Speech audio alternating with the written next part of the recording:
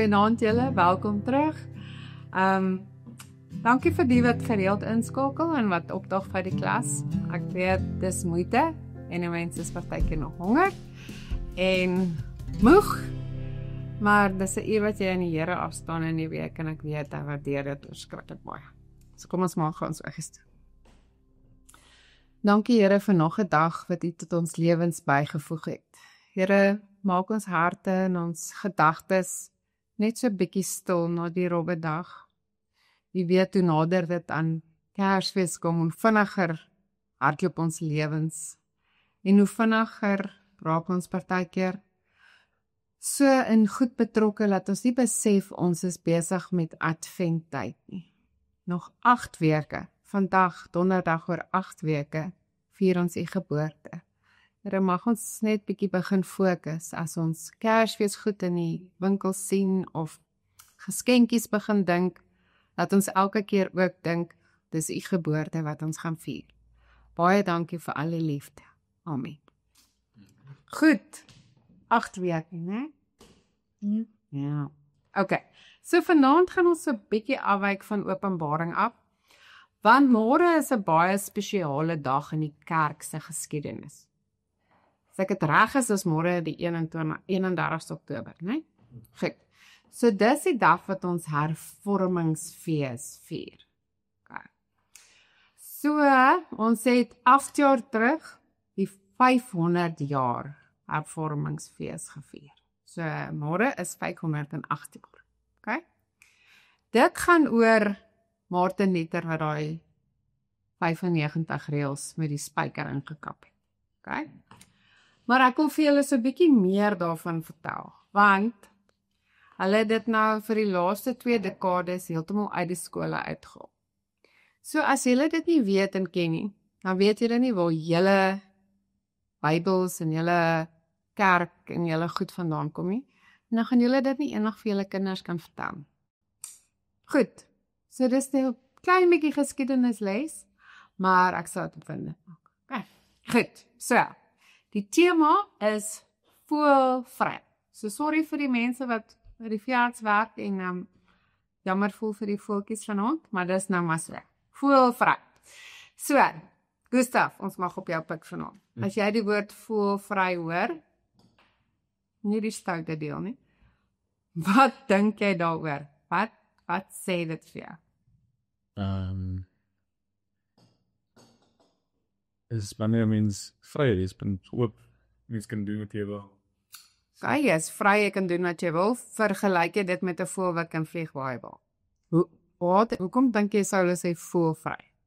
Ek dink dit meer soos 'n amper soos 'n gesegde ding ons amper sê vir iemand wat doen wat hulle wil, hulle kan amper sê. Okay. So uit 'n bewys na 'n persoon.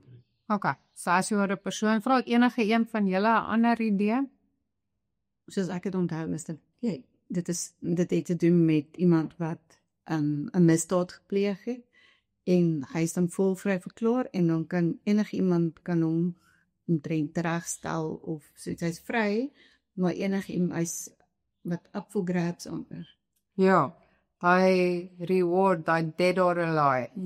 Okay. So, ons gaan vanaand bietjie leer van 'n Christen wat voëlvry verklaar is. So van nou af as jy in die woord voëlvry dink, gaan jy nie meer dink dis vryheid nie. Dis eintlik 'n baie scary term. So as jy in 'n ander land rondbeweeg en iemand verklaar jou voëlvry, moenie dink jy is vry om kaalgat in die poort te spring nie, hoor. Dit beteken jy's in die moeilikheid. Okay. Goed.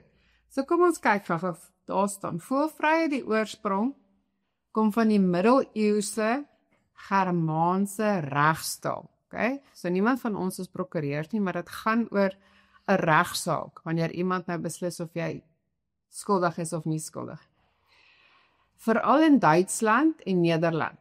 Nou Duitsland is waar Martin Luther gebore en getoe is. Okay.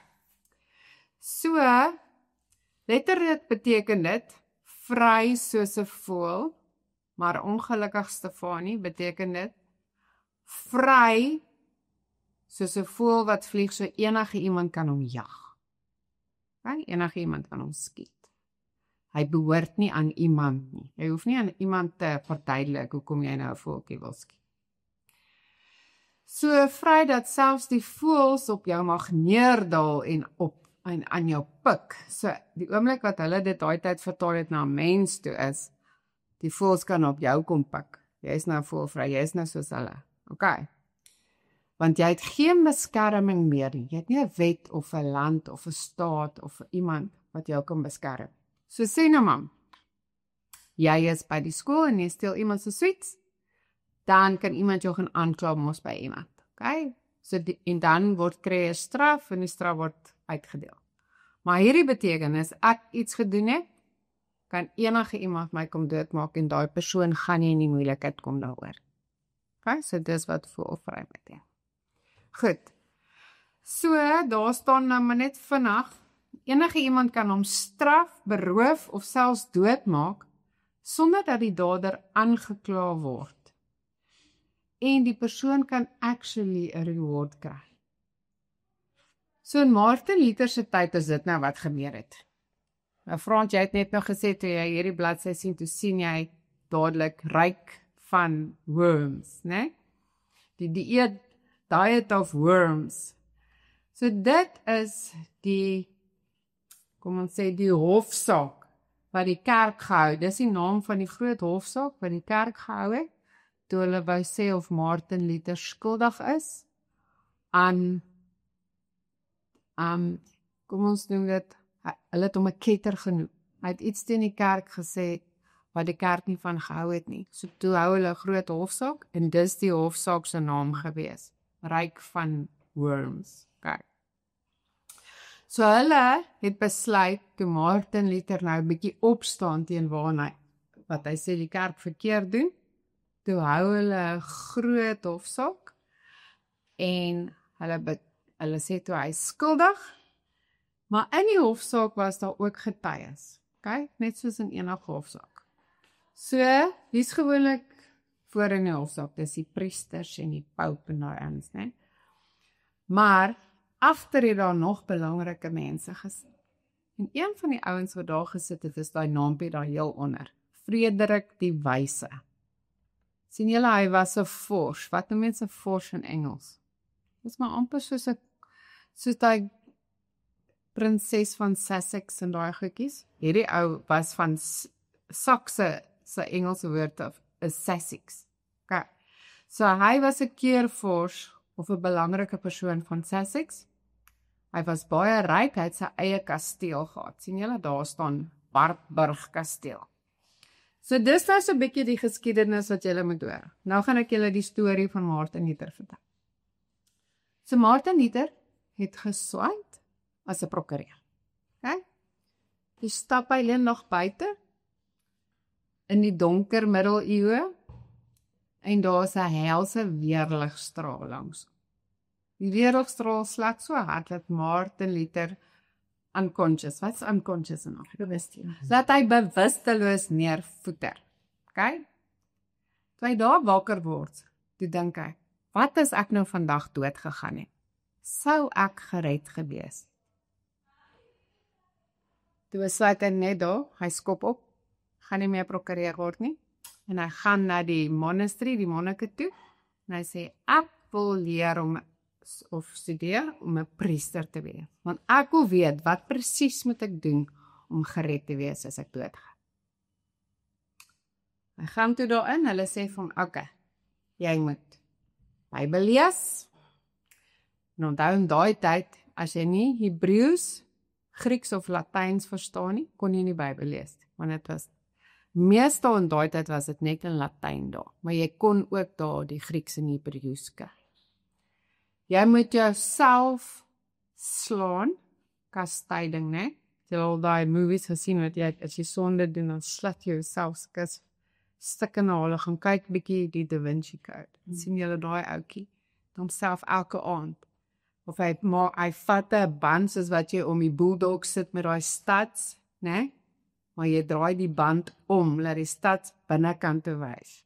Dan maak jy hom vas om jou, en jy trek hom elke keer al stywer en stywer, laat hy dieper in jou vel, laat die bloed So jy het jouself beseer om te sê jy is jammer dat jy weer vandag sondig het.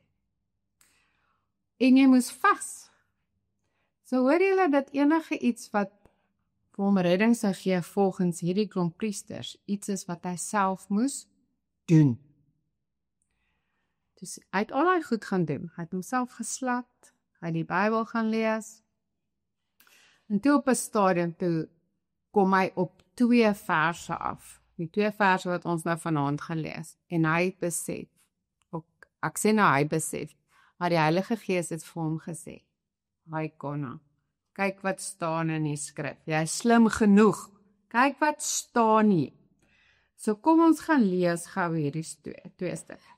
Die eerste stuk is Romeine 1 vers 16 en 17. So hy het ook gaan sit. Deel van die priesters en die monnike se werk was om die boekrolle wat al stikkend is, bietjie oor te skryf. So toe hy nou gaan sit en hy skryf hierdie ding en hy skryf hierdie 2 verse oor, toe gaan die liggie vir hom aan. Hier staan: Ek skaam my nie oor die evangelie nie, want dit is 'n krag van God tot redding van elkeen wat glo. In die eerste plek die Jood, maar ook die nie-Jood. In die evangelie kom juis tot openbaring dat God mense van hulle sonde vryspreek, enkel en alleen omdat hulle glo. Dit is soos daar geskrywe staan. Elkeen wat deur God vrygespreek is, omdat hy glo, sal lewe.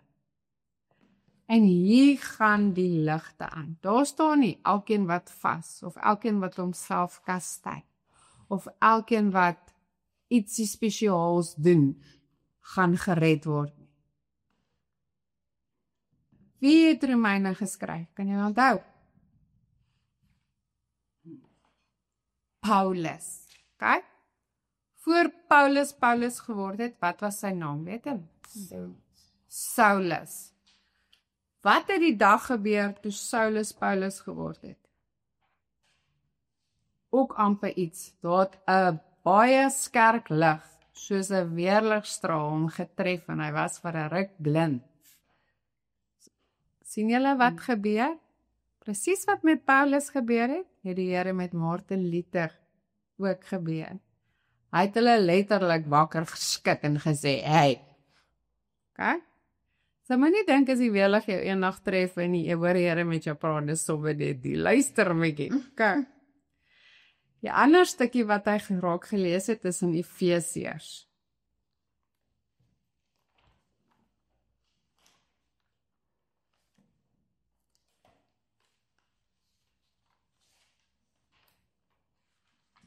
Wie daai bladsy nommer nommer? 1825. 1822. Sorry, was my sticker missing. Okay, so kyk ek wat is die opskrif van Efesiërs 2. Lewe uit die dood. Nee, onthou nou, hy was amper raak geslaan, toe skrik hy, dog hy gaan doodgaan. Nou in Romeine se laaste woorde was, kan jy onthou? Elkeen wat deur God vrygespreek is, omdat hy glo, sal lewe. En nie net hier op die aarde nie, okay?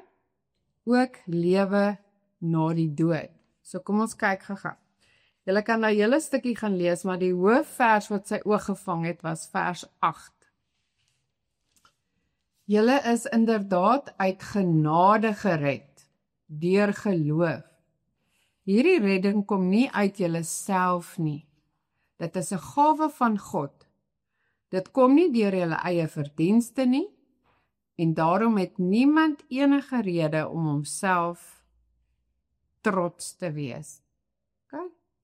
So as jy nou jou Bybel uit jou kop uit ken, woord vir woord, beteken dit jy is gered? Nee. As jy elke week, 3 dae van die week kan vas, beteken dit gee vir jou redding. As jy jouself elke keer voeter of met 'n sigaret brand, as jy kwaad gedoen het, gaan dit jou red? Nee. So dis waar Martin Luther besef het, o heng, Die plek waar hy nou swat, die priesterskap wat hy nou wil word in die Rooms-Katolieke Kerk, verkondig nie die suiwer woord van God. Hy besluit, okay, hierdie ouens in hierdie plek gaan nie vir hom luister nie, hy gaan na die groot koppe toe, in Rome, daar by die Vatikaan, okay, die Vatikaan. Stefanie, jy lyk vir my soos iemand wat Twilight gekyk het. Ja. So onthou jy waar is die Vatikaan? Ja. Daar waar al die mynkokkadore met die tande gesit het. Nou, daar is rarig so 'n plek, die Vatikaan. Sy was dan doen. Ja, waar die paus hulle is, né?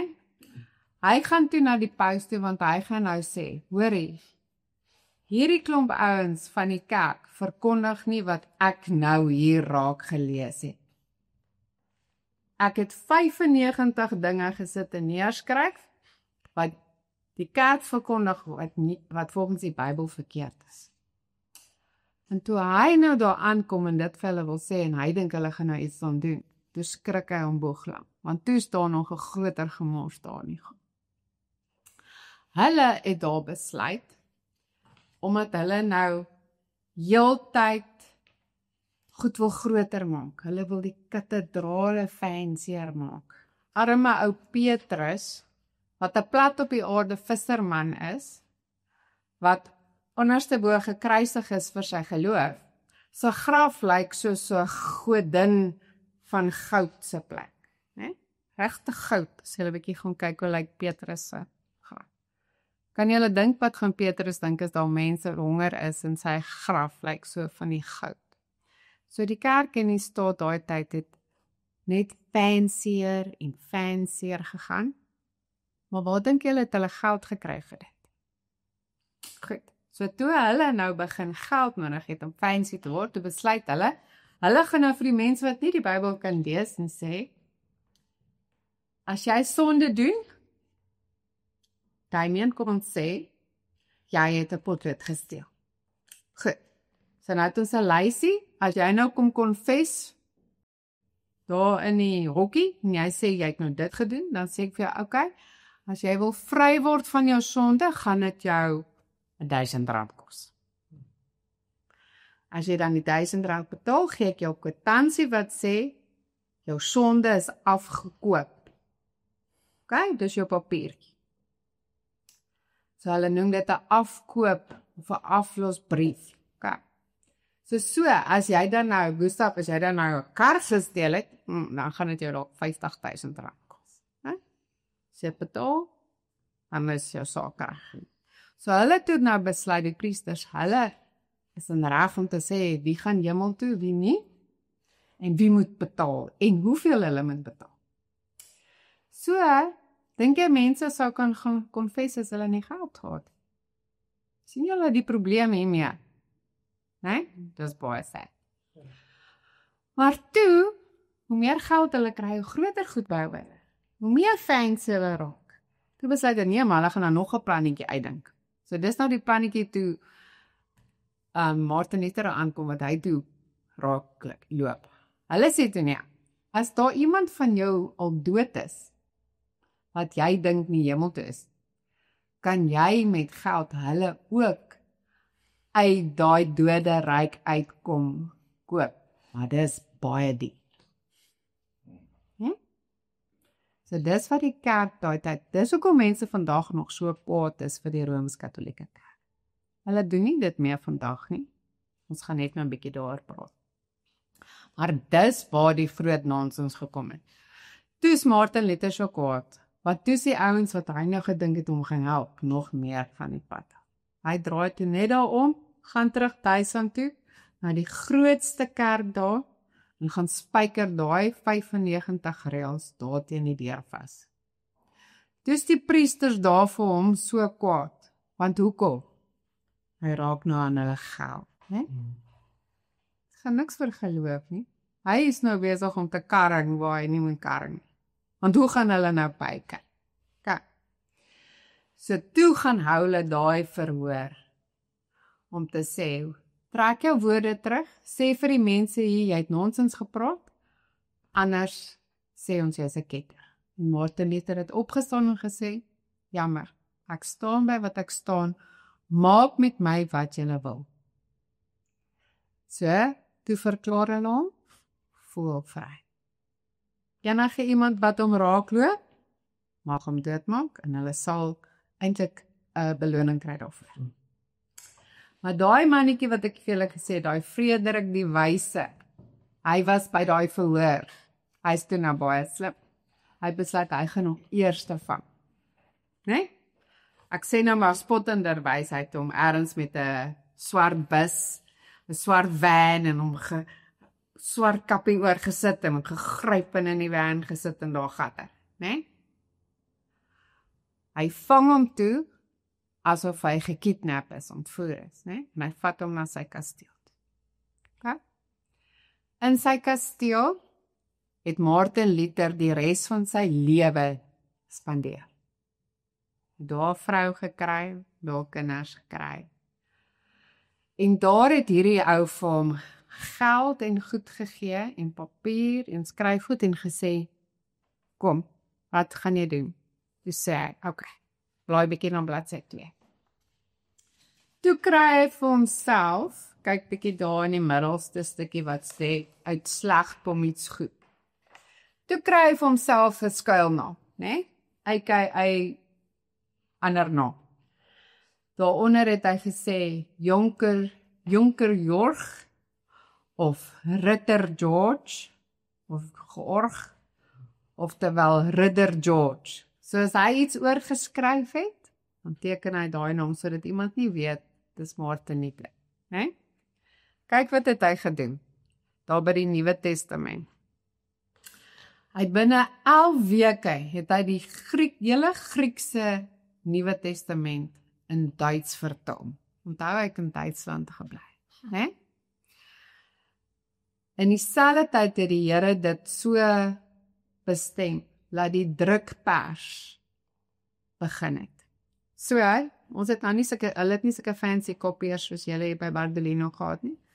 Martin Luther het 'n ding geskryf, en dan gaan kap hulle dit met 'n boutjie en 'n hamer nou op 'n harde tablet uit, en dan gaan maak hulle koppies daarvan. Maar daai mense was nie so geletterd dat hulle gewone Duits kon lees. So kyk wat het hy gedoen. Kyk daar bo.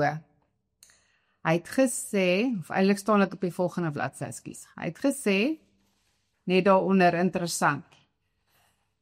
Die moeder in die huis en die kind op die straat moet kan verstaan wat hy skryf. So hy het die Bybel vertaal in 'n tipe Duits wat hulle op die straat praat. Nie hoogs geleerde Duits. So elke keer het hy nou stuk gaan vertaal, dan vat hierdie chommie dit van hom, na die drukkers toe in die dorp, hulle maak 'n klomp koppies, en hulle gaan deel dit vir al die mense uit. Okay? So dis waar die hervorming vandaan kom. Hulle het so onder die dekmantel vir 'n klomp mense begin sê, dis rarig wat in die Bybel staan. So die ryk chommie kon toe goed bietjie verder ook versprei. So in dieselfde tyd wat hierdie hervorming gebeur het daar, het dieselfde gebeur in Frankryk. Hulle het van my goed Frankryk toe, onthou julle die woord Calvin, as julle Calvin gaan opkyk. Hy het dit in Frans vertaal, dat die mense in Frankryk die Bybel kan lees. John Knox het dit in Skotland en Ierland gedoen. Zwingli het dit in Swede gedoen. So sien julle wat het die Here gedoen? Ewe skielik op dieselfde tyd werk die drukkers en die mense kan begin die Bybel lees. So dink bietjie, ons het nou die dag bietjie oor Charlie Kirk gesels, né? Wat het gebeur toe hy geskiet is? Die tragiese ding, mense begin leer. Sien julle hoe werk hervorming? Hy het iets sleg, ek meen, Martin Luther het sy hele lewe verloor. Hy is in 'n kasteel, onder 'n skuilnaam, sy vrou en kinders, maar kyk wat het daar uitgekom. Okay? So, kyk bietjie daaronder op julle tweede bladsy. Nee, ja, op die tweede bladsy. So hy het nou, in daai 11 weke het hy die Grieks vertaal van die Nuwe Testament. Hoekom dink jy, Frans, het hy eers die Nuwe Testament getak? Seker omdat Grieks was in Hebreëus. Dit ook, maar dis waar die evangelies is, né? Dis waar Jesus, so onthou bietjie, julle gaan nou sien hoekom ek dit sê. Die eerste keer as jy iemand sien wat nog nooit van die Here gehoor het, kan jy nie vir hom die boek Genesis gee nie. Jy moet hom eers van Jesus leer. Want dis waar sy redding is. Niks vandag wat in die Ou Testament staan, kan 'n ou laat hemel toe gaan as hy nie van Jesus ook leer. Okay. So die Nuwe Testament as belangrik. So, hy die Nuwe Testament vertaal en daarna het hy die Ou Testament ook vertaal. So hy die volledige Bybel het hy in 1534. So hy is in 21 gevang, so dis 13 jaar, né? Dis het hom 13 jaar gevat, want daai Ou Testament is erop. So na 13 jaar is die hele Bybel in 'n gewone mense tyds vertaal. Okay. So kyk gou op julle laaste bladsy. Daai boonstokkie sal ek vir julle gee, julle kan later, maar die lekker stukkie wat ek wil hê julle moet kyk is daaronder. So die hervorming is nou 508 jaar oud. Sien julle dit? Kyk hoe oud is die Afrikaanse Bybel. Hy is maar 92 jaar oud. Oom Ian wat nou die dag hier verjaar het, toe hy gebore is, was daar nog nie Afrikaanse Bybel. Sien julle? Ons het nog 'n Nederlandse State Bybel gehad, ons oumas en oupas, wat in hoogs Nederlands geskrywe. Nou ek dare jou, gaan traai lees en verstaan wat daar staan. So iemand het gekom, mense het gekom en dit bietjie in gewone Afrikaans en in gewone Engels kom vertaal, dat die gewone mens dit kan lees. Maar kyk nou hierdie scary stukkie, né? So tans is die volledige Bybel, soos wat ons hom het, Ou en Nuwe Testament, nog net in 781 tale vertaal. Nou dit klink baie, né? Met 781 tale is baie. Maar kyk nou hier. Die Nuwe Testament deeltjie, omdat ons nou gesê het, dit gaan oor die evangelie, is al in 1700 tale beskikbaar. Okay? Het julle geweet, daar bestaan so baie tale. Ten minste een Bybelboek, sê nou maar net Psalms of net Matteus, is al in 3700 tale vertaal. Maar, hier is die ander deeltjie. Daar's nog 3600 tale wat nog geen Bybel in hulle eie taal kan lees. So as julle baie 'n bietjie ietsie hoor of ergens 'n geldjie of 'n bydra of iets kan doen oor Bybelverspreiding, dan sien julle waar gaan. Dit gaan daaroor mense so sê nou maar sendelinge gaan bly by 'n plek in wat 'n vreemde plek wat jy nie eers die naam van ken.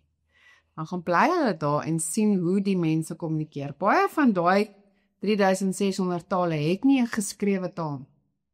Hulle praat iets wat daar nog nie skrif voor is. Hulle kommunikeer op 'n manier, maar daar's nie 'n alfabet. Dis hoekom hulle nie. So daai mense gaan sit daar en neem vir hulle storieetjies op, vertel storieetjies om en goed. So dis waaroor Bybelverspreiding gaan. Okay. So môre is dan nou die 508ste herdenking van dit. Soos julle sien, Adams sê hulle môre van hervormingsfees, dan gaan dit oor dit. Maar die ding wat ek vir julle wil sê is, hervorming hou nie op. Want ons is nou daarin. Na Charlie Cook is ons verseker in ons eie land besig daarmee. En, hoekom ek julle net nou gesê het, van daai tyd van die afkoopbriewe nou weg was, elke keer die Rooms-Katolieke Kerk, want hulle hou nog steeds confession. My 12-jarige seentjie se vriend moet elke Vrydag gaan confession hou. Wanneer ons gaan roomys eet by die poort. So nou het hulle daai goed vervang met kersse. Ons het dit nou nogal baie gesien toe ons oor was. As jy nou by die kerk aankom, dan kan jy nou 'n kers koop en hom aansteek vir jou sonde. Kleiner die sonde, kleiner kers hoef jy te koop. Groter die sonde, die kers. En jy maak play die manne deur die kers te verkoop. Wat sê dit reg? Nee? So, hoekom ek vir jou sê, hervorming is nog steeds besig. Laas jaar is die paus mos oorlede. So, daar is 'n nuwe paus, Paus Leo. So, in hierdie maand se juiftydskrif, as julle hom gaan koop, sal julle sien, Paus Leo het nou gesê, hierdie kerse uitbuiting nonsens gaan nou stop. Hy gaan dit nie meer toelaat. So, daar is tot binne in die Rooms-Katolieke Kerk besig om hervorming te gebeur. En as ons nou Openbaring lees, sal julle sien, daar is 'n klomp goedjies wat moet begin gebeur. Een van die dinge is, Jesus het gesê, hy kom nie weer, totdat almal van hom weet. Dis waar Bybelverspreiding kom. Almal moet ergens van hom kan hoor. En hy het gesê, in die laaste dagies voordat hy kom, gaan almal begin terugdraai. Daar gaan groot, die mense wat vir hom lief is, gaan regtig opstaan vir hom. En dis besig om te gebeur. Verstaan jy? So, ek wil weer vir julle sê, hoe meer jy jou Bybel gaan lees, hoe meer jy bid, hoe meer jy gaan probeer gelowig lewe, hoe meer gaan die duiwel jou probeer keer. Want hy weet ook wat moet in die dae gebeur voor Jesus weer kom. Hy wil nie Jesus kom nie, hy het 'n royaltyd hier op die aarde. So weet dit, weet hoe harder jy vir die Here werk, maak jou reg daarvoor dat die duiwel struikelblokke wil bring, en dan vat jy hulle sê net, ek is gered, los my in. Dan is die struikelblokke nie so erg. Okay. En selfs, dis ons Stefan ek het nou so, selfs die lewe na die dood is okay. Dis nie net die lewe hier op aarde. Die dag wat jy jou oogies toemaak, hoef niemand vir jou R1 miljoen te gaan betaal om te probeer om jou in die hemel te kry. As jy nie Jesus glo, is jy gered. Ja. Dis ook om ons nie dood huil as iemand doodgaan nie. Gaan kyk bietjie daar ouens wat sulke aflosgeld, wat nie regtig vrede het nie. Hoe hanteer hulle dit as iemand doodgaan? Dis die einde van die wêreld. Hulle het niks om aan vas te. Okay. Julle enige vragies? Verstaan julle nou waarom is hierdie so 'n lekker fees wat ons môre vier? Martin Luther klink so oud, maar eintlik is ons vandag nog besig met hervormings. Okay. So terwyl ons hier Openbaring werk, gaan ons baie na goedjies wat verander het. Julle sal sien, daar's baie hervormings wat na dit plaasgevind het. Elke keer as iemand sien, as die Here sien ons draai weer 'n bietjie van die paadjie af, stuur hy weer ligstraal en ons begin weer 'n bietjie. Hy maak ons net so 'n bietjie wakker. Kyk. Goed, kom ons maak ons effies. Here, dankie dat U nog steeds vandag, net soos met die Israeliete daar in Egipte, ons nie los nie. Elke keer is U daar. U het gesê ons kan net jammer sê en dit nie weer doen nie, en U sal ons vergewe. Ons hoef nie geld te betaal nie, ons hoef nie kersse aan te steek nie, ons kan dit weet, want U het U liggaam gebreek. Daai spykers is dieper en dieper in U ingekap, sodat ons dit nie met onsself hoef te doen nie. Maar Here, mag ons dan nie hierdie genade goedkoop maak nie, want dit is deur 'n bitter duur prys betaal. Dankie dat U Seun vir ons gestuur het, sodat ons kan lewe, nie net hier op die aarde nie, maar verseker vir ewig saam met U. Dankie vir al die liefde. Amen.